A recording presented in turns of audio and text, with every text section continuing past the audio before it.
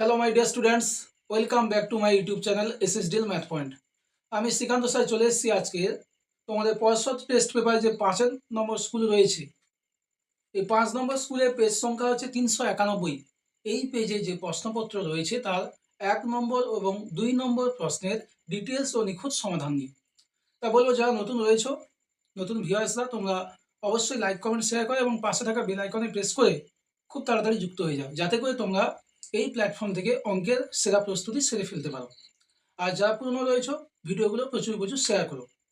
আর কেউ কেউ কমেন্ট করেছে যে স্যার শুধু শর্ট কোশ্চেন করাচ্ছেন, লং কোশ্চেনের ভিডিও দিচ্ছেন না। তা বলবো বেটা, লং কোশ্চেন তোমরা প্রায় কমন পেয়ে যাও, একটা দুটো লং কোশ্চেন একটু এদিক ওদিক থাকে। তা তোমাদের যদি প্রবলেম থাকে অবশ্যই অবশ্যই তোমরা কমেন্ট বক্সে জানিও যে কোন অঙ্কগুলো কোন স্কুলের বা পেজ নম্বর দিয়ে দিতে পারো। সেই অঙ্কগুলো আমি ডিটেলস সমাধানও নিয়ে আসবো। তা নিয়ে তোমাদের কোনো চিন্তার কারণ নেই। তা আজকে দেখে নাও যে 391 পেজের যে প্রশ্নগুলো রয়েছে তার ডিটেলস ও নিখুঁত সমাধান। প্রথমে আমি ফিরছি একের দাগের এমসিকিউতে। রয়েছে কি একের দাগের একের অঙ্কে বলেছে বার্ষিক 5% সরল সুদের হারে কত টাকার মাসিক সুদ 1 টাকা হবে। সুদের হারটা বলা আছে বেটা R% ইকুয়াল টু 5%। আর কি রয়েছে, কত টাকার মাসিক সুদ 1 টাকা হবে। তার মানে টাইমটা হয়ে যাচ্ছে 1 মাস। মাসে রাখলে হবে না, এটাকে কি করতে হবে, তোমাদের বছরে নিয়ে যেতে হবে। আর যেহেতু আমরা জানি যে 12 মাস সমান 1 বছর, তাহলে 1 মাসকে যদি বছরে নিয়ে যাই 12 দিয়ে ভাগ করব, তাহলে এটা চলে আসছে বেটা বছর। আর কি বলেছে, সুদ বলেছে 1 টাকা, আই সমান রয়েছে 1 টাকা। আর পি জানতে চেয়েছে, বলতে পি কত টাকা, আসলটা কত। তা আমরা এক্ষেত্রে যে সুদ নির্ণয়ের সূত্রটা ইউজ করব। কি রয়েছে বেটা, আই সমান P T R by 100। I এর মানটা দেওয়া আছে 1, আর পি জানতে চেয়েছে, টি রয়েছে 1/12, আর রয়েছে 5/100। তাহলে দেখো কাটাকুটি করলে 5 2 এ 10 আর একটা 0 পেয়ে যাচ্ছি আমরা পি সমান বেটা 12 × 20 সমান 240। তাহলে আসলে পরিমাণটা কত, 240 টাকা। সেটা তোমাদের রয়েছে অপশান এ তে। অপশান এ হয়ে যাচ্ছে সঠিক উত্তর। এবার আমরা 2 এর দাগের অঙ্কটা দেখে নেব। 2 এর দাগের দ্বিঘাত সমীকরণ থেকে একটা অঙ্ক রয়েছে, বলেছে 3x² + 8x + 2 = 0। এই দ্বিঘাত সমীকরণের বীজদ্বয় আলফা এবং বিটা হলে 1/α + 1/β মান কত। এই বীজ দুটি কি কি রয়েছে, এই বীজ দুটি রয়েছে আলফা আর বিটা। জানতে চেয়েছে বেটা 1/α + 1/β।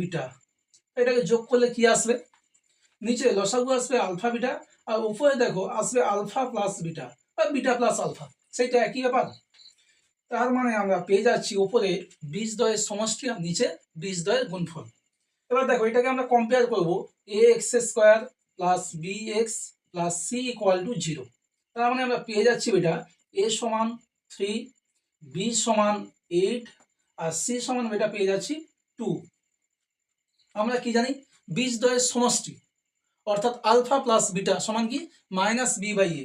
মাইনাস বি বলতে কত বেটা 8 বাই এ বলতে রয়েছে 3 সমান আলফা বিটা অর্থাৎ বীজদ্বয়ের গুণফল সমান কি c/a।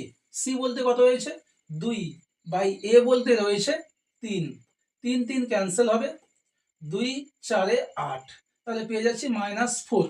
এটা কত নম্বর অপশানে রয়েছে, এটা তোমাদের রয়েছে অপশান সি। তাহলে বুঝতে পারলে যে অপশান সি কেন হচ্ছে। আমরা এরপর 3-এর অঙ্কে যাব। 3-এর অঙ্কে কি রয়েছে, জ্যামিতি থেকে অঙ্কটা অনেক বোঝার আছে। বলেছে যে একটি বৃত্তের দুটি জ্যা এবি এবং এসি পরস্পর লম্ব। এবি রয়েছে 4 সেন্টিমিটার এবং এসি রয়েছে 3 সেন্টিমিটার। তাহলে সেক্ষেত্রে বৃত্তটির ব্যাসার্ধের দৈর্ঘ্য কত হবে।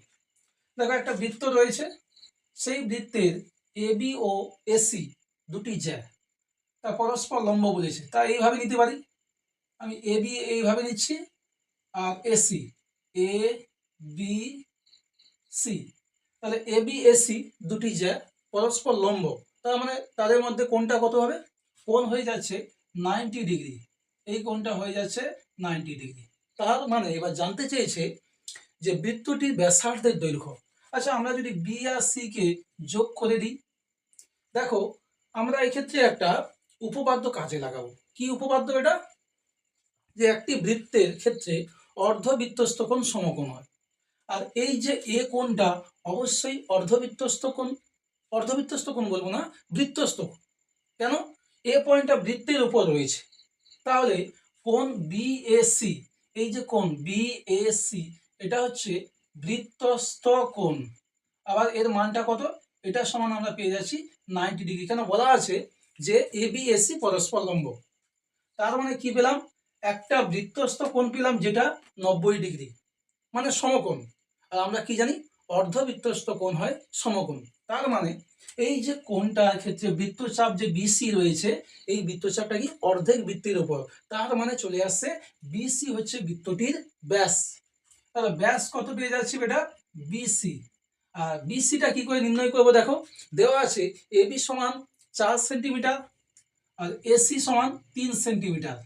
এটা তো একটা সমকোণী ত্রিভুজ। কেন? এ কোণটা 90 ডিগ্রি। আর সমকোণী ত্রিভুজে অতিভুজ হয়ে যাচ্ছে দেখো বিসি, মানে বৃত্তটির ব্যাস। তাহলে অতিভুজের সূত্র কি? √, লম্বের স্কয়ার প্লাস ভূমি স্কয়ার। তাহলে 4 স্কয়ার আর 3 স্কয়ার, 4 স্কয়ার বলে 16, 3 স্কয়ার সমান 9, √25 সমান চলে আসছে 5।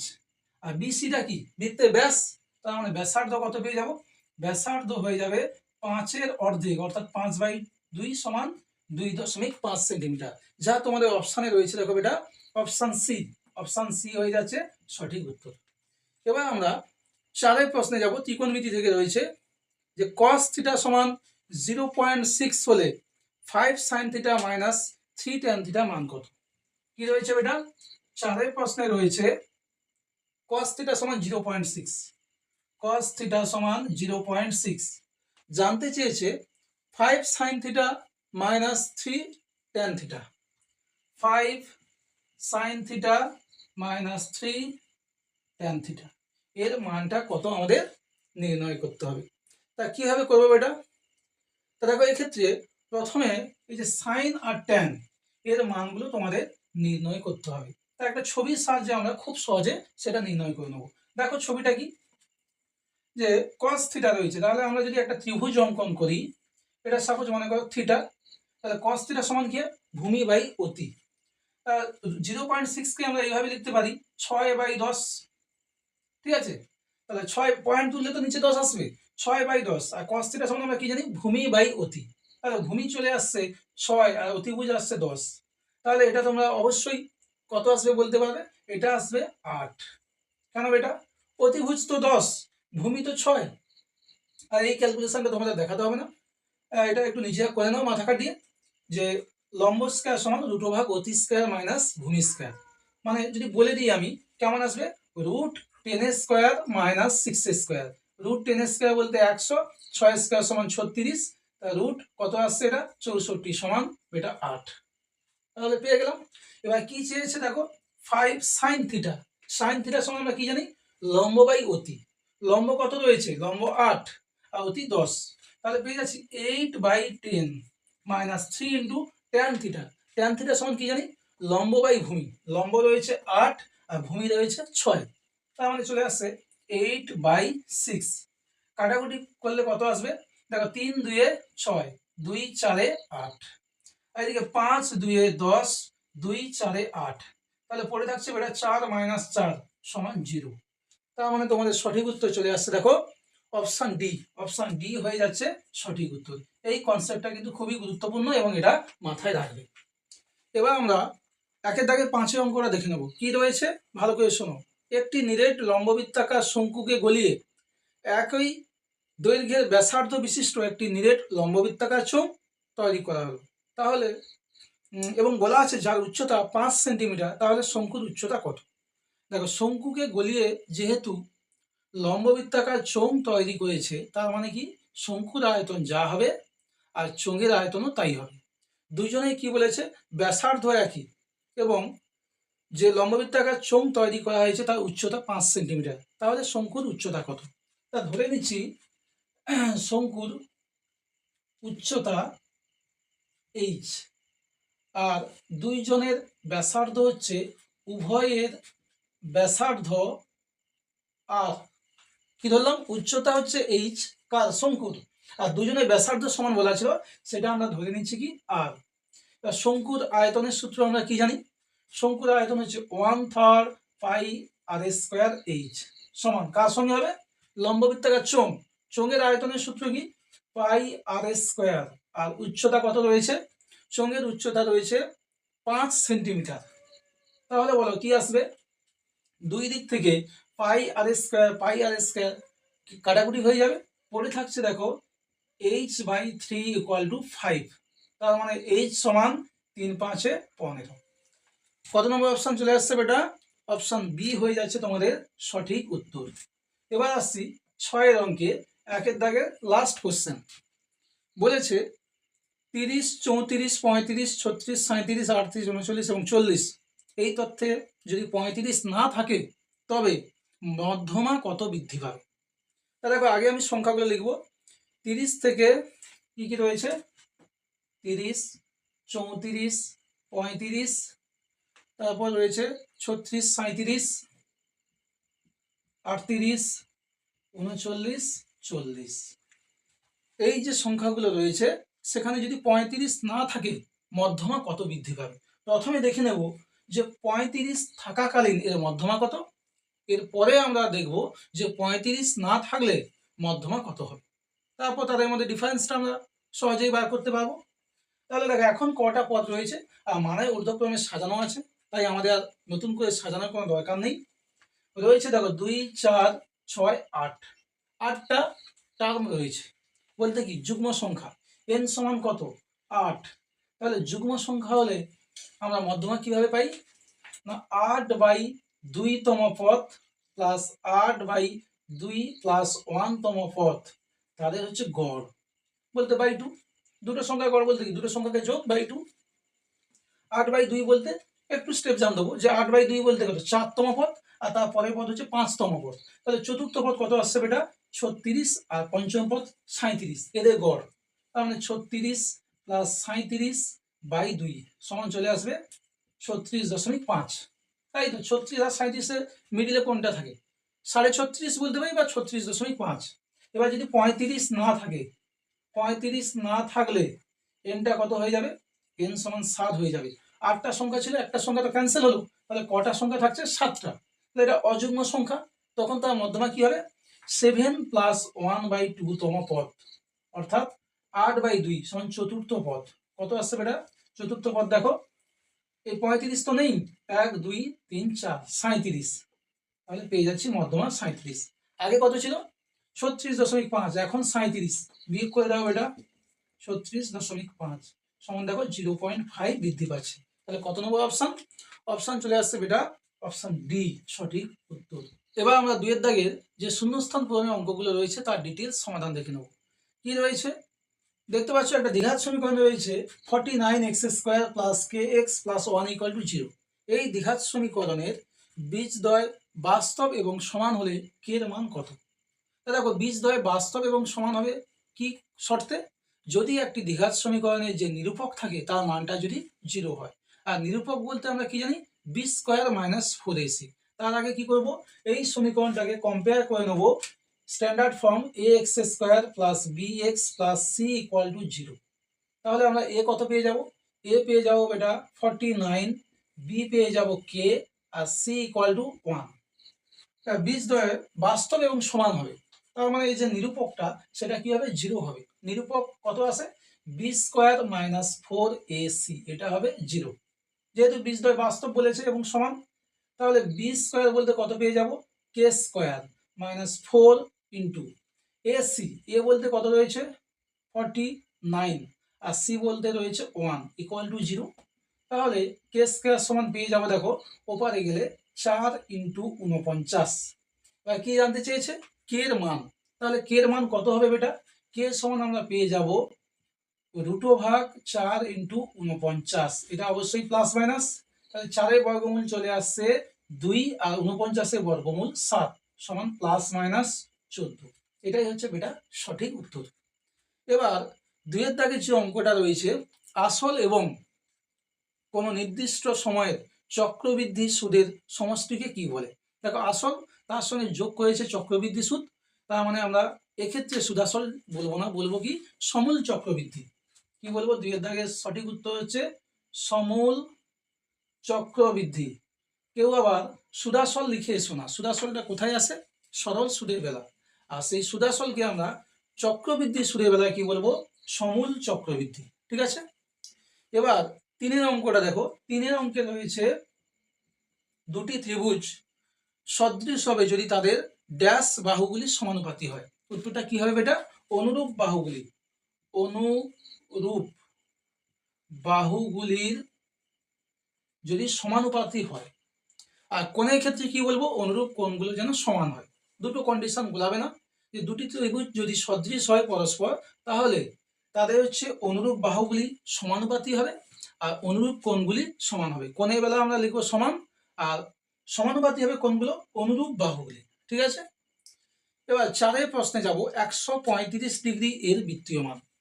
দেখো 4-এর প্রশ্নে কি রয়েছে? 135 ডিগ্রি বৃত্তীয় মান বলতে একে আমরা রেডিয়ানে প্রকাশ করব। রেডিয়ানে প্রকাশ করতে গেলে এটা কি করতে হয়? ডিগ্রিতে যে মানটা রয়েছে তাকে π/180 দিয়ে গুণ করব, তখন এটা হয়ে গেল রেডিয়ান। কাটাকুটি করলে দেখো 5-এ কাটছি, 5 3-এ 15, আর 3 এলে 5 6 30, 5 2-এ 10, 5 7-এ 35। 9 কাটাকুটি করি, 9 4-এ 36, আর 9 3-এ 27 সমান চলে আসছে 3π/4 রেডিয়ান। ঠিক আছে, কত আসছে? 3π/4 রেডিয়ান। এবার 5-এর প্রশ্নে যাব। কি বলেছে ভালো করে শোনো। একটি লম্ববৃত্তাকার চোঙ এবং লম্ববৃত্তাকার শঙ্কুর ভূমিতলের ব্যাসার্ধ সমান, আর কি তাদের উচ্চতাও সমান, তাহলে তাদের আয়তনের অনুপাত কত?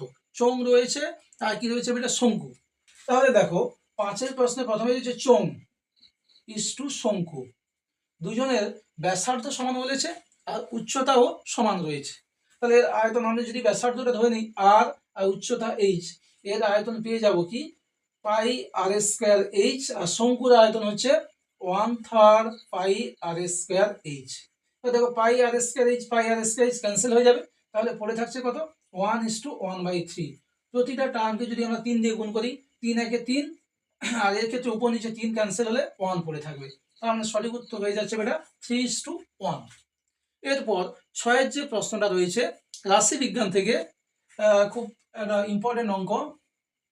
কতগুলো তথ্য রয়েছে, তথ্যগুলো আমি লিখবো এবং বলা আছে ঊর্ধ্ব ক্রমানুসারে সাজানো আছে, অর্থাৎ ছোট থেকে বড় সাজানো আছে। কি কি রয়েছে?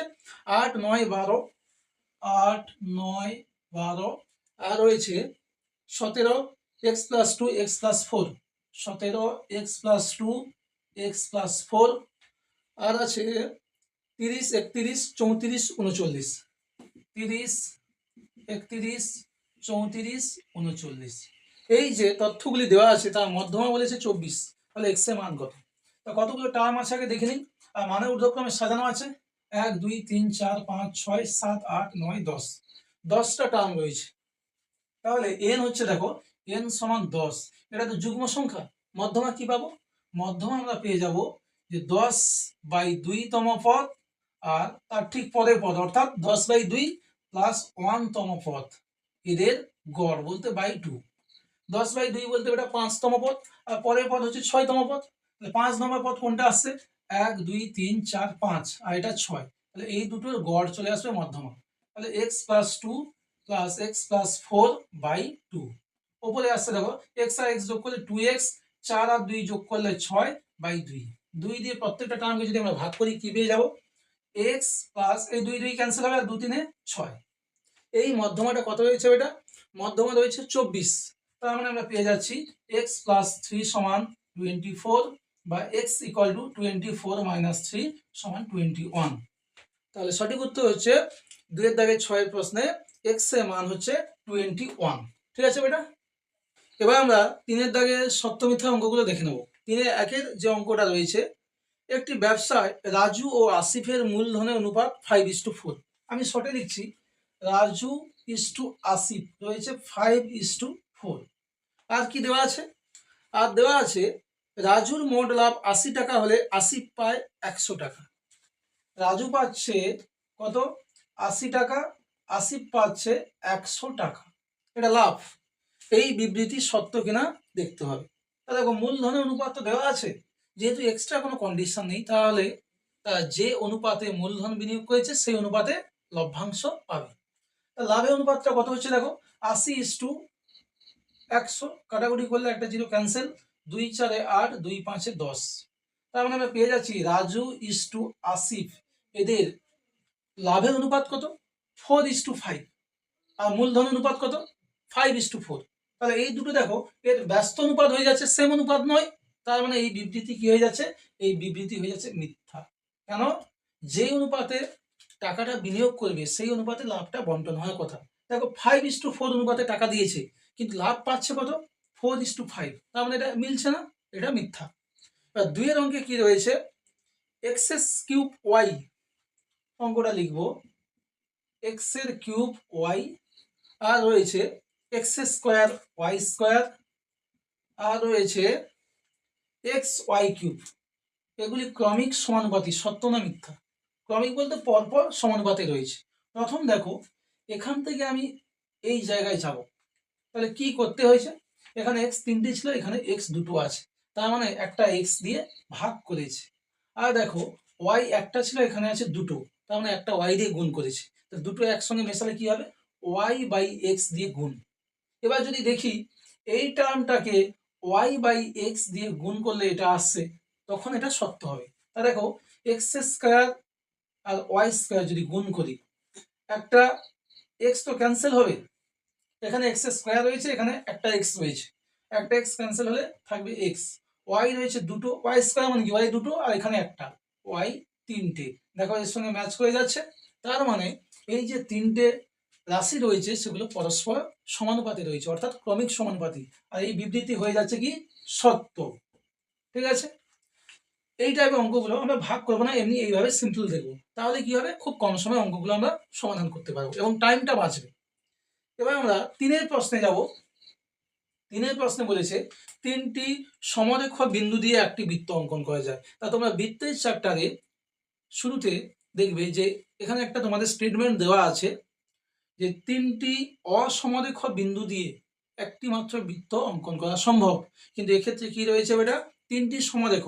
সমরেখ যদি হয়, একটি রেখার উপর 3টে বিন্দু থাকবে, তাহলে তুমি এদের দিয়ে বৃত্ত বানাবে কি করে, বৃত্ত বানানো সম্ভব নয়। তার মানে এই বিবৃতি হয়ে যাচ্ছে কি মিথ্যা।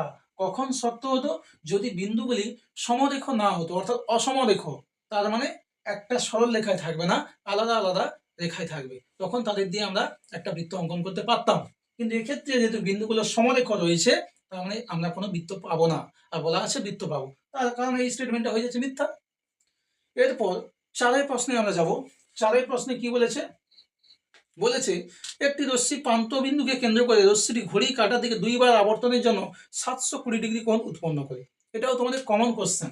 এটা রশ্মি রয়েছে, তার প্রান্তবিন্দুকে কেন্দ্র করে সে কতবার ঘুরেছে, একবার, আবার একবার, 2বার ঘুরেছে। একবার ঘুরলে কত কোণ হয়, 360 ডিগ্রি, 2বার ঘুরলে ইন্টু 2 সমান 720 ডিগ্রি।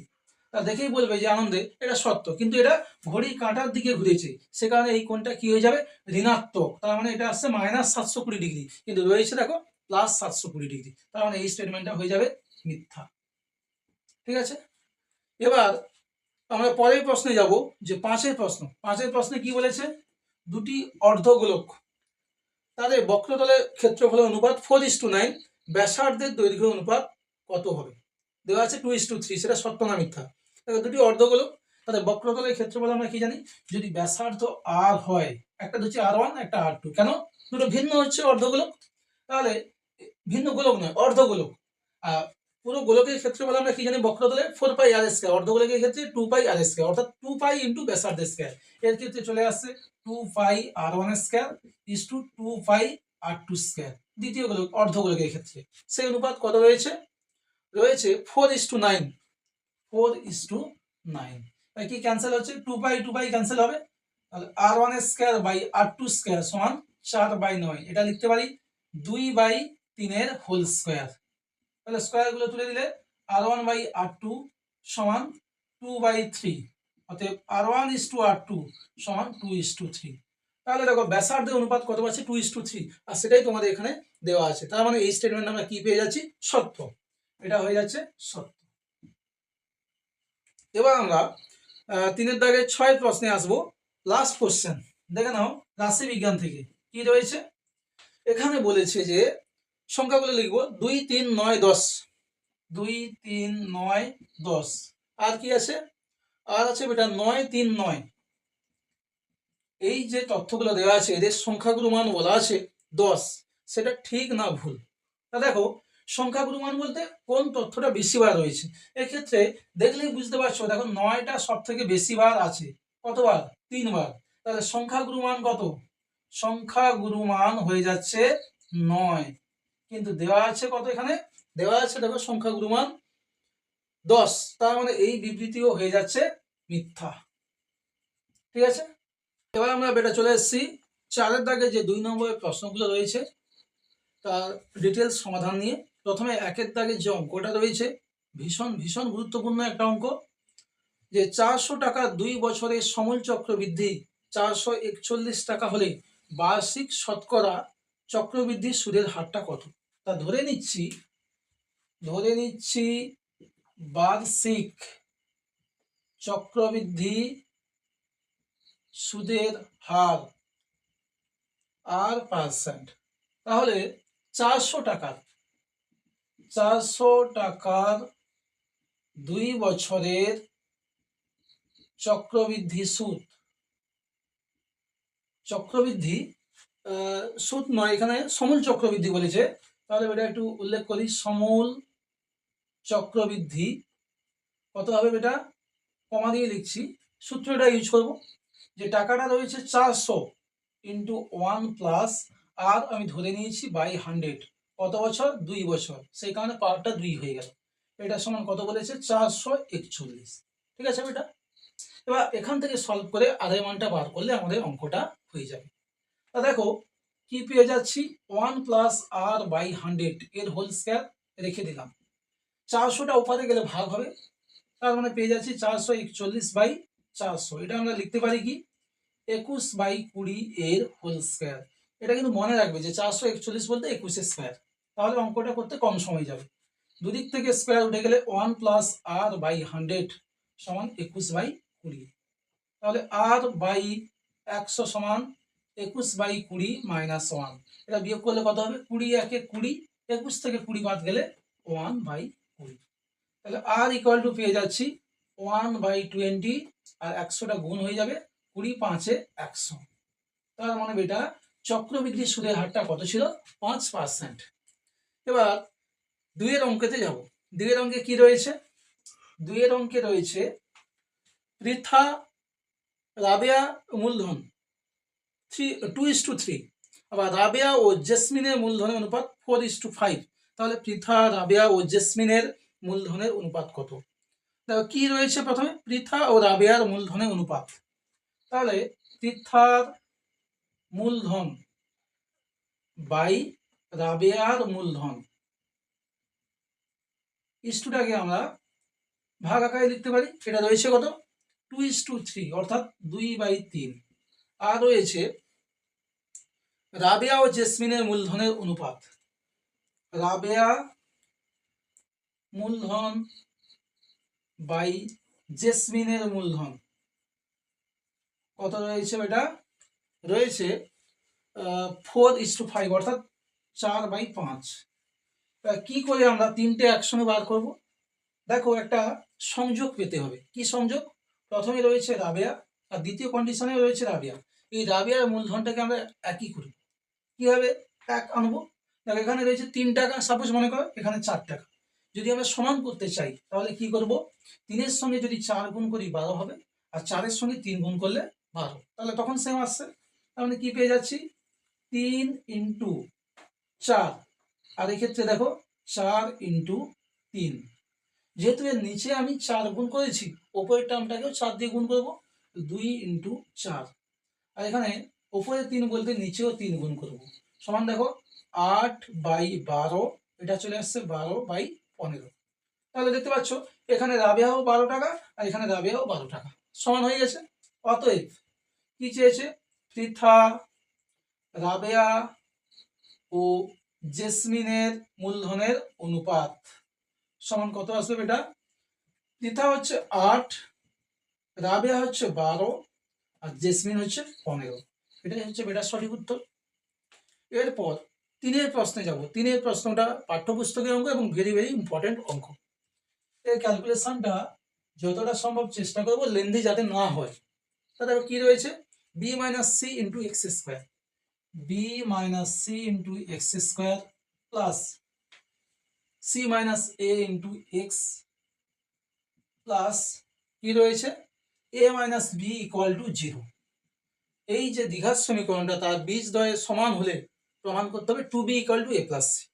কি প্রমাণ করতে হবে, 2b equal to A plus C, এটা আমাদের প্রমাণ করতে হবে। তাহলে দেখো একটা দ্বিঘাত সমীকরণে বীজদ্বয় যদি সমান হয় তার নিরূপকটা 0 হবে। যেহেতু যেহেতু সমীকরণে এর বীজদ্বয় সমান, তাহলে নিরূপকটা কি হবে 0। নিরূপক বলতে B square minus 4ac, B square minus 4ac। B বলতে এক্স এর সহগ, এক্স এর সহগ কত রয়েছে C minus A, C minus এর whole square minus 4 into A বলতে কোনটা এক্স স্কোয়ারের সহগ, তাহলে এক্স স্কোয়ারের সহগ কি রয়েছে B minus C into A বলতে এ পেলাম, আর সি বলতে শেষে যে কনস্ট্যান্ট টার্ম মানে ধ্রুবক সংখ্যা কোনটা রয়েছে এক্ষেত্রে দেখো এ মাইনাস বি, তাহলে এ মাইনাস বি ইকুয়াল টু 0। ঠিক আছে, এবার এটাকে সলভ করে এই জায়গাতে আমরা আসবো। কিভাবে আসছি দেখো, এটাকে যদি আমরা ভেঙে ফেলি A minus B whole square সূত্রে কি পাবো C square minus 2ca plus A square, এটা পাবো বি ইন্টু এ মানে এবি আর মাইনাস 4 আছে minus 4ab, B into minus B square আর সামনে মাইনাস 4 আছে মানে মাইনাস মাইনাসে plus 4b square minus C into A minus C A আর সামনে মাইনাস 4 অর্থাৎ প্লাস 4ca। এবার দেখো মাইনাস মাইনাসে প্লাস আর সামনে মাইনাস, তার মানে আলটিমেট আসবে মাইনাস 4 ইন্টু সি আর বি গুণ করলে 4bc আর ডান দিকে থাকছে 0। এবার কি কি ক্যান্সেল হয় নাকি দেখে নিই, রয়েছে সি স্কোয়ার, তারপরে আনছি এ স্কোয়ার, তারপর 4b স্কোয়ার। আর দেখো চারটে সি এ থেকে যদি দুটো সি এ চলে যায় পড়ে থাকবে 2ca আর পড়ে থাকছে মাইনাস 4ab আর মাইনাস 4bc ইকুয়াল টু 0। এবার এটাকে একটু সাজিয়ে লিখবো কিভাবে, দেখো কিভাবে সুন্দর করে সাজাচ্ছি। সি এর হোল স্কয়ার লিখতে পারি, এটা লিখতে পারি এ এর হোল স্কয়ার, আর এটা আমি কি কারণে লিখবো বা কি লিখবো তা দেখে নাও। এ সি রয়েছে তো, টু বিটাকে ওপারে গেলে কি হবে মাইনাস 2b, এটাকে ওই ফরম্যাটে লিখবো, লিখছি মাইনাস 2b এর হোল স্কয়ার।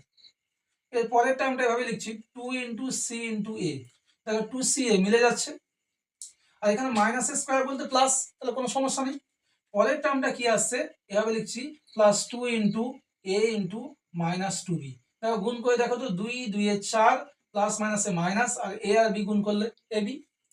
আর এই টার্মটা কিভাবে লিখবো মাইনাস 2 ইন্টু কি লিখবো মাইনাস 2b ইন্টু সি আর ডান দিকে রয়েছে 0। তা মিলছে কিনা দেখে নাও, মিলছে কিনা দেখতে গেলে দেখো মাইনাস সরি এটা প্লাস হবে, প্লাস 2 মাইনাস 2 গুণ করলে মাইনাস 4, বি আর সি গুণ করলে বিসি। এবার কেন এইভাবে সাজালাম আমি একটু পড়ি তাহলে বুঝতে পারবে, যে A square plus B square plus C square plus 2ab plus 2bc plus 2ca এই ফরম্যাটে সাজালাম। কেমন ফরম্যাট, ফরম্যাটটা একটু লিখি এখানে, যে A square plus B square plus C square plus 2ab plus 2bc plus 2ca, এটা কার সূত্র, এটা A plus B plus C এর হোল স্কোয়ার, এই কারণে এটা এরকম সাজানো।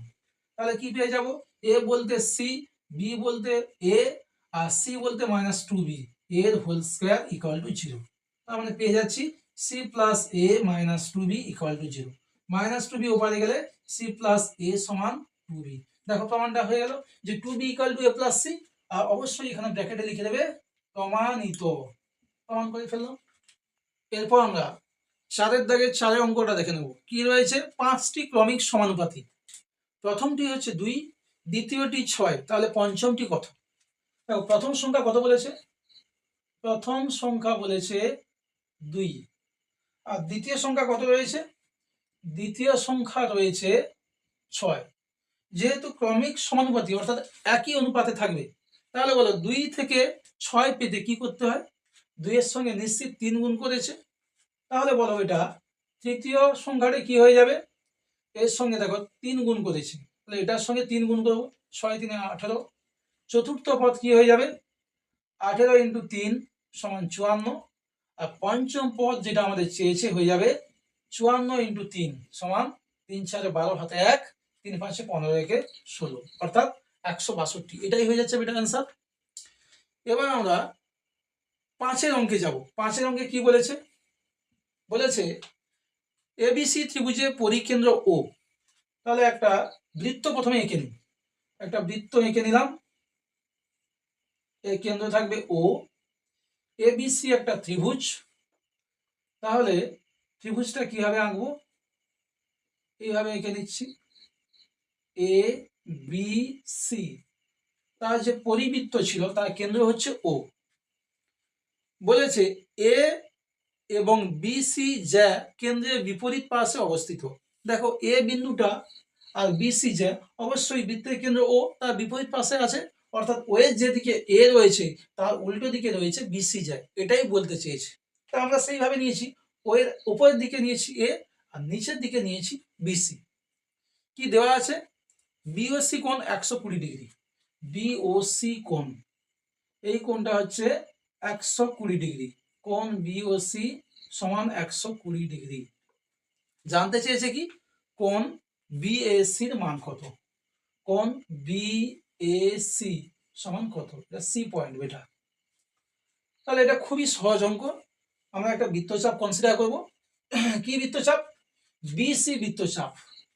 দেখো বিসি বৃত্তচাপের ক্ষেত্রে কি পাবো? কেন্দ্রস্থ কোণ। কেন্দ্রস্থ কোণ কোনটা? না বিওসি, যেটা এই যে বৃত্তচাপটা দেখো কেন্দ্রে কত কোণ উৎপন্ন করেছে। আর বৃত্তস্থ কোণ বলতে বৃত্তের উপরে কোনো একটা বিন্দুতে দেখো কত কোণ করেছে বিএসি। আর আমরা কি জানি? কেন্দ্রস্থ কোণ হচ্ছে বৃত্তস্থ কোণের দ্বিগুণ। তাহলে এটা ঘুরিয়ে বললে বৃত্তস্থ কোণ হবে কেন্দ্রস্থ কোণের অর্ধেক। একটু বলে দিই, বৃত্তচাপের ক্ষেত্রে কেন্দ্রস্থ কোণ সমান অ্যাঙ্গেল বিওসি আর বৃত্তস্থ কোণ হচ্ছে অ্যাঙ্গেল বিএসি। অতএব কি চেয়েছে? বিএসি অর্থাৎ বৃত্তস্থ কোণ, সেটা কি হবে? হাফ অফ কেন্দ্রস্থ কোণ অর্থাৎ বিওসি, সেটা রয়েছে হাফ ইন্টু 120 ডিগ্রি, 2 দিয়ে কাটাকাটি গেলে 60 ডিগ্রি। তাহলে আমরা পেয়ে গেলাম অ্যাঙ্গেল বিএসি সমান 60 ডিগ্রি। খুবই সহজ অঙ্ক। এবার আমরা 4 দাগের 6 অঙ্কটা দেখে নেব। এটাও কমন অঙ্ক এবং ইম্পর্টেন্ট অঙ্ক, আগে অনেকবার করানো হয়েছে। বলেছে দুটি বৃত্তের ব্যাসার্ধের দৈর্ঘ্য 8 সেমি এবং 3 সেমি, তাদের কেন্দ্রদ্বয়ের মধ্যে দূরত্ব 13 সেন্টিমিটার। তাহলে একটি সরল সাধারণ স্পর্শকের দৈর্ঘ্য। ছবিটা দেখতে পাচ্ছ, একটা বৃত্ত রয়েছে তার কেন্দ্র ও, আর একটা বৃত্ত রয়েছে তার কেন্দ্র ও ড্যাশ। তাদের কেন্দ্র দুটির মধ্যে দূরত্ব কত? 13 সেন্টিমিটার। একটি সরল সাধারণ স্পর্শক। তাহলে ছবিটা আঁকি। সরল সাধারণ স্পর্শক হচ্ছে ধরো এটাই এ বি। এ বি একটি সরল সাধারণ স্পর্শক। এর দৈর্ঘ্যটা নির্ণয় করতে হবে। ধরি ও কেন্দ্রীয় বৃত্ত ব্র্যাকেটে যার ব্যাসার্ধ কত? 8 সেন্টিমিটার ও ও ড্যাশ কেন্দ্রীয় বৃত্ত যার ব্যাসার্ধ দেওয়া আছে 3 সেন্টিমিটার।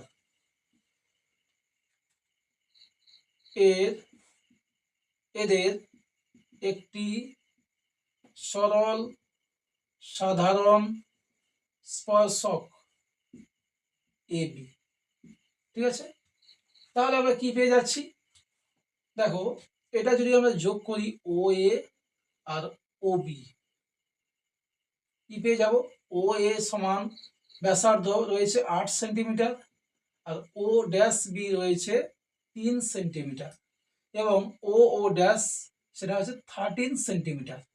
তাই তো বলা আছে বৃত্তের কেন্দ্র দূরত্ব 13 সেন্টিমিটার। এবার কি করব না, ও ড্যাশ বি এর সমান করে আমরা কেটে নিচ্ছি ও এ থেকে কেটে নিচ্ছি ডি। ও এর ওপর একটি বিন্দু ডি, যাতে করে ওডি সমান ও ড্যাশ বি সমান কত? 3 সেন্টিমিটার। তাহলে দেখো এটা 3 ছিল, এটাও পেয়ে গেলাম 3। তার মানে এডি কত পাবো? দেখো ও থেকে এ পর্যন্ত টোটাল হচ্ছে 8 সেন্টিমিটার। তার মধ্যে এটা যদি 3 সেন্টিমিটার হয়, ওপো এটা 5 সেন্টিমিটার হবে। যদি ছবিতে দেখছো সেটা ছোট, ঠিক আছে। তাহলে এটি সমান কত হবে? 8 - 3 সমান 5 সেন্টিমিটার। এটা পেয়ে গেলাম 5। আর এটা ও ড্যাশ, ও ড্যাশ সমান কার সঙ্গে সমান হয়ে যাবে? বিডি সমান কত? 13 সেন্টিমিটার। সমান্তরাল তো, তাহলে জানতে চাইছে এবি। এবার দেখতে হবে এবি ত্রিভুজ, এ বি ডি ত্রিভুজটা কেমন। দেখো যেহেতু এডি লম্ব এবি, কেন এডি লম্ব এবি? দেখো এবি হচ্ছে বৃত্তের স্পর্শক, আর এটা কি ও এ হচ্ছে বৃত্তের কেন্দ্রগামী একটা ব্যাসার্ধ এবং স্পর্শবিন্দুগামী ব্যাসার্ধ। তাহলে বৃত্তে আমরা কি জানি? বৃত্তে কোনো বিন্দুতে স্পর্শক অর্থাৎ এবি এবং স্পর্শ বিন্দুগামী ব্যাসার্ধ এ ও, তার একটা পার্ট কি? এডি। সেই দুটো পরস্পর কি হয়? লম্ব। তার মানে এই কোণটা হয়ে যাচ্ছে 90 ডিগ্রি। তাহলে এই যে সমকোণী ত্রিভুজ পেলাম, তার অতিভুজ হচ্ছে 5 সেন্টিমিটার, আর একটা বাহু হচ্ছে, সরি, অতিভুজ হচ্ছে 13 সেন্টিমিটার, আর একটা বাহু হচ্ছে 5 সেন্টিমিটার। অপর বাহুটা নির্ণয় করতে হবে। তার মানে সমকোণী ত্রিভুজ এ বি ডি থেকে পাই অপর বাহুটা কি করে পাবো? এ বি স্কোয়ার সমান অতি স্কোয়ার কত হবে? বিডি স্কোয়ার মাইনাস আর একটা বাহু যেটা রয়েছে এডি স্কোয়ার। এটা তো পিথাগোরাসের উপপাদ্য, লম্ব স্কোয়ার প্লাস ভূমি স্কোয়ার ইকুয়াল টু অতি স্কোয়ার। লম্ব বা ভূমিটা কি করে পাবো? অতি স্কোয়ার মাইনাস লম্ব বার করতে গেলে ভূমি স্কোয়ার, আর ভূমি বার করতে গেলে অতি স্কোয়ার। তাহলে কি পেয়ে যাচ্ছি দেখো, বা এ বি স্কোয়ার সমান বিডি বলতে কত রয়েছে? 13 স্কোয়ার মাইনাস এডি বলতে রয়েছে 5 স্কোয়ার সমান 169 মাইনাস এটা 25 সমান 144। সেটা পেয়ে যাচ্ছি 12 হোল স্কোয়ার। অতএব এবি সমান কত? এর স্কোয়ার তুলে দাও, এর স্কোয়ার তুলে দাও, পেয়ে যাবো 12 সেন্টিমিটার। তাহলে 6 যে প্রশ্ন ছিল, বৃত্ত দুটির একটি সরল সাধারণ স্পর্শকের দৈর্ঘ্য কত পেয়ে যাচ্ছি? 12 সেন্টিমিটার। এর পরের প্রশ্নে যাব। 7 প্রশ্নে কি রয়েছে? ত্রিভুজ এবিসি এর, ত্রিভুজ এবিসি, এটা ত্রিভুজ রয়েছে এ বি সি, এর কি বলেছে? ডিই সমান্তরাল বিসি, ডিই বিসি সমান্তরাল। তাহলে বিসি সমান্তরাল এইরকম একটা রেখা হবে ডিই। আর কি বলা আছে? এডি সমান 5, বিডি সমান 6, এডি সমান 5, বিডি সমান 6। আর আছে এই সমান 7.5। জানতে চেয়েছে এসি এর দৈর্ঘ্য কত। এসি নির্ণয় করতে গেলে দেখো এ থেকে ই আছে, ই থেকে সি তো নেই, সেটাকে বার করবো। কি করে? এক্ষেত্রে আমরা যেটা হেল্প নেবো সেটা হচ্ছে থ্যালেসের উপপাদ্য। যেহেতু ত্রিভুজ এবিসি এর বিসি সমান্তরাল ডিই, তাহলে থ্যালেসের উপপাদ্য অনুযায়ী আমরা কি পাবো? থ্যালেসের উপপাদ্য অনুযায়ী কি পেয়ে যাচ্ছি? যে বাহুগুলিকে সমানুপাতে বিভক্ত করবে, অর্থাৎ এ থেকে ডি যা হবে, ডি থেকে বি তা, আর এ থেকে ই যা, ই থেকে সি তা। তাহলে বলো এটা ইসি সমান কি হবে? এটা যা আছে থাকবে, ইসিটা এবারে এলে উঠে যাবে, তাহলে এখানে পড়ে থাকছে এ ই, আর এডি বাই বিডি ওপারে গেলে উল্টে যাবে, অর্থাৎ ডিবি বাই এডি। মানগুলো বসিয়ে দাও। এই সমান কত রয়েছে? 7.5। আর রয়েছে ডিবি, ডিবি রয়েছে 6, আর এডি আছে 5। 5, 15, 75, আর পয়েন্টের জন্য 1.5, 1.5 আর 6 গুণ করলে 9 হবে। 15, 6, 90, একটা আগে পয়েন্ট মানে 9। এবার চেয়েছে কি? এসি, এসি সমান কি গো? এ থেকে ই আর ই থেকে সি। এ থেকে ই কত পেয়েছি? দেওয়া আছে, পাইনি, এটা দেওয়া আছে 7.5, আর ইসি পেয়েছি 9, 9 সাথে 16.5 সেন্টিমিটার। এটাই হচ্ছে বেটা সঠিক উত্তর। এবার আমরা 4 দাগে 8 অঙ্কটা দেখে নেব। কি রয়েছে? Sign square theta minus 3 sign theta plus 2 equal to 0। এক্ষেত্রে থিটার মানটা কত হবে? সেই থিটার রেঞ্জ বলে দিয়েছে 0 ডিগ্রি থেকে বড় আর 90 ডিগ্রি সমান বা ছোট। এই অঙ্কটাকে বা এই ধরনের অঙ্ক থাকলে আমরা কি করব? মিডিল টার্মে যেমন নিয়ম রয়েছে অর্থাৎ মধ্যপদ বিশ্লেষণ, সেই নিয়মে করব। দেখো এটাকে বিশ্লেষণ করলে কি হবে? সাইন স্কয়ার থিটা, 3 সাইন থিটাকে আমরা ভেঙে কিভাবে লিখতে পারি? মাইনাস সাইন থিটা আর minus 2 sine theta plus 2 equal to 0। তাহলে একটা সাইন থিটা কমন চলে এলে পড়ে থাকবে, দেখো এখানে একটা সাইন আর এখানে কিছু নেই বলতে -1। তো এখান থেকে আমরা কমন নেবো -2, পড়ে থাকবে সাইন থিটা -1 ইকুয়াল টু 0। তাহলে কমন চলে আসছে দেখো সাইন থিটা -1 আর পড়ে থাকছে কি সাইন থিটা -2, এই যে সাইন থিটা এই যে -2 ইকুয়াল টু 0। দুটো সংখ্যার গুণফল 0, তাহলে হয় এটা 0 নাহলে ওটা 0। কি পেয়ে যাব সাইন থিটা -1 ইকুয়াল টু 0 অথবা সাইন থিটা -2 ইকুয়াল টু 0। পেয়ে যাচ্ছি সাইন থিটা সমান 1 আর এখানে কি সাইন থিটা সমান 2। এটা কি কখনো সম্ভব? কখনো সম্ভব নয়, কেননা সাইন থিটা মান 1-এর চেয়ে বড় হতে পারে না। তাহলে এটা কি it is not possible, it is not possible, এটা কখনোই সম্ভব নয়। সম্ভব কোনটা? এটা। এখান থেকেই থিটা মান বেরোবে।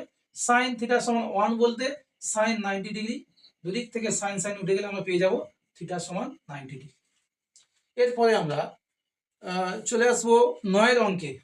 4 দাগে 9 অঙ্ক রয়েছে। 63 ডিগ্রি 35 সেকেন্ড আর রয়েছে কি 15 সেকেন্ড। 63 degree 35 minute 15 second. এর পূরক কোণের মান কত? এর পূরক কোণ সমান, পূরক কোণ কি করে পাবো এটা? দুটি কোণের সমষ্টি যদি 90 ডিগ্রি হয় তাহলে একটিকে অপরটির পূরক কোণ বলে। সুতরাং 90 ডিগ্রি থেকে এই কোণটা যদি বাদ দিয়ে দিই তাহলে পূরক কোণ পাবো। তাই করবো আমরা এখানে 90 degree minus 63 degree 35 minute 15 second. এবার এই বিয়োগটা একটু ভালো করে দেখে নাও। বিয়োগটা কিভাবে আসছে দেখো এটা, যে 90 ডিগ্রি সেখান থেকে বাদ দেবো কি 63 ডিগ্রি 35 মিনিট 15 সেকেন্ড। তা এখানে ডিগ্রি রয়েছে, একে মিনিট সেকেন্ডে দিয়ে যাবো। তা 1 ডিগ্রি যদি নিয়ে নিই তাহলে এক্ষেত্রে এটা কত করে থাকবে 89। আর 1 ডিগ্রি চলে এলো এক্ষেত্রে 1 ডিগ্রি, সেটা সমান আমরা কি জানি 60 মিনিট। আর 60 থেকে যদি আবার 1 মিনিট নিয়ে নিই সেটা চলে আসবে কত 60 সেকেন্ড।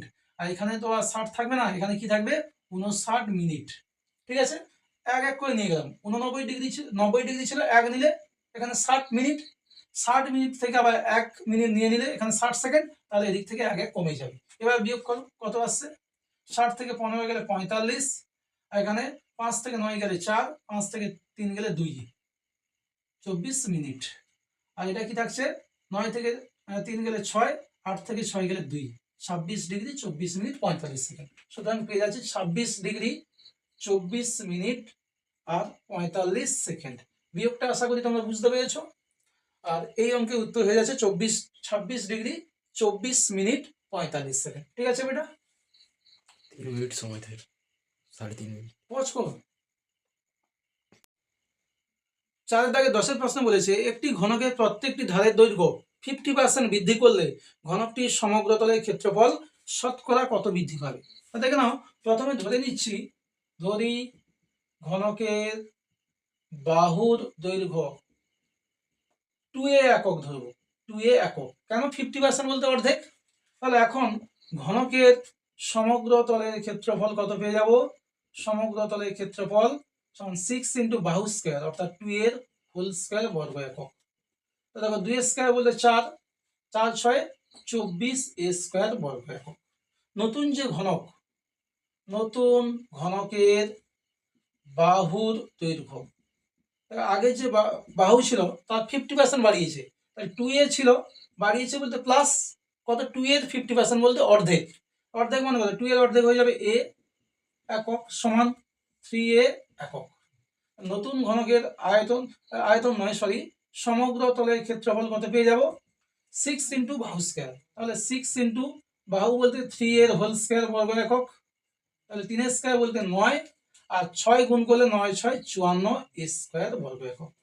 অতএব ঘনকের সমগ্র তলের ক্ষেত্রফল শতকরা বৃদ্ধি সমান, দেখো বৃদ্ধি বলতে শতকরা বৃদ্ধি কি করে পাবো, পরিবর্তন হয়েছে কত দেখো 54 স্কোয়ার, আগে ছিল 24 স্কোয়ার বাই প্রাথমিক, প্রথমে কত ছিল 24 স্কোয়ার ইন্টু 100, যেহেতু পার্সেন্টেজ বলেছে তাহলে উপরে পেয়ে যাচ্ছি 30 square into 100 by 24 square. Square cancel, 6 4 24, 6 5 30, 4 25 100, অর্থাৎ 25 5 125। তার মানে ঘনকের সমগ্র তলের ক্ষেত্রফল শতকরা 125 বৃদ্ধি পাবে। এটাই সঠিক উত্তর। তো এবার আমরা 4 দাগের 11 অঙ্কটা দেখে নেব। কি রয়েছে, দুটি নিরেট গোলকের আয়তনের অনুপাত যথাক্রমে 1:8, তাহলে তাদের বক্রতলের অনুপাত কত হবে? তা দুটি গোলক রয়েছে, আমি ধরে নিচ্ছি একটি ব্যাসার্ধ R1 আর অপরটি R2। ধরি গোলক দুটির ব্যাসার্ধ যথাক্রমে R1 একক ও R2 একক। তাহলে বেটা তাদের আয়তনের অনুপাত কি পাবো? প্রথম যে গোলকটা রয়েছে তার হবে 4/3 পাই R1 ইস্টু, দ্বিতীয়টি হবে 4/3 পাই R2 সমান রয়েছে 1:8, তাই তো? 1:8 কি ক্যান্সেল হচ্ছে? 3.5 পাই ক্যান্সেল হবে, R1 বাই R2 এর হোল কিউব থাকবে, আর এদিকে 1/8 বলতে 1/2 এর হোল কিউব। তাহলে পেয়ে যাচ্ছি R1 বাই R2 সমান 1/2। এবার বক্রতলের ক্ষেত্রফল বলেছে, অর্থাৎ 4 পাই ব্যাসার্ধের স্কয়ার। তাহলে প্রথমে যে গোলকটা ছিল তার বক্রতলের ক্ষেত্রফল হবে 4 পাই R1 স্কয়ার, আর দ্বিতীয়টা হবে 4 পাই R2 স্কয়ার। তাহলে আমাদের লাগবে কি? R1 স্কয়ার আর R2 স্কয়ার। তার জন্য আমরা এটাকে স্কয়ার করব। R1 বাই R2 এর হোল স্কয়ার সমান 1/2 এর হোল স্কয়ার। তাহলে পেয়ে যাচ্ছে কি? R1 square by R2 square সমান 1/4। এবার এর সামনে আমরা যদি 4 পাই গুণ করে দিই কোনো অসুবিধে নেই, কেন উপর নিচে 4 পাই গুণ করে দিয়েছি। তার মানে কি পেয়ে যাচ্ছি? 4 পাই R1 square is to 4 pi R2 square সমান 1:4। এগুলো কি? দুটি যে গোলক ছিল তাদের বক্রতলের ক্ষেত্রফলের অনুপাত, সেটা কার সঙ্গে সমান? 1:4। তাহলে সঠিক উত্তর হচ্ছে 1:4। এবার আমরা শেষ অঙ্ক 4 দাগের একেবারে শেষ অঙ্কে চলে এসেছি, এবং এই পর্বের শেষ অঙ্ক 4 দাগের 12 অঙ্ক অবশ্যই রাশিবিজ্ঞান থেকে থাকে, তোমরা জানো। রয়েছে একটি পরিসংখ্যা বিভাজনের গড় 8.1, summation fi xi, summation fi xi থাকছে 132 প্লাস 5k, আর সামেশন fi হচ্ছে রয়েছে 20। তাহলে গড় 8.1 হলে k এর মানটা কত সেটা বার করতে হবে। যেহেতু গড় বলতে আমরা কি জানি? Summation fi xi by summation fi সমান 8.1 দেওয়া আছে, মানগুলো বসিয়ে দেবো। উপরে চলে আসছে 132 প্লাস 5k, নিচে চলে আসছে 20 সমান 8.1। তাহলে 132 প্লাস 5k 20 দিয়ে গুণ করলে 20 একে 20, হাতে থাকছে 2, 20 8 160, আর 2 162। একটা আগে পয়েন্ট বলতে 0 আগে পয়েন্ট বসবে। তার মানে 5k সমান পেয়ে যাচ্ছি 162 মাইনাস 132, বা 5k সমান এটা বিয়োগ করলে চলে আসছে 30, বা k সমান 30/5 সমান 6। অতএব আমাদের যে নির্ণয় k ছিল তার মানটা আমরা কত পেলাম? 6। তাই এই পর্বে আজকে যে তোমাদের পেজ নম্বর ছিল 391, অর্থাৎ স্কুল 5, স্কুলের নাম রয়েছে সুখদেবপুর কোয়াজিপাড়া মিলনী বিদ্যাপীঠ।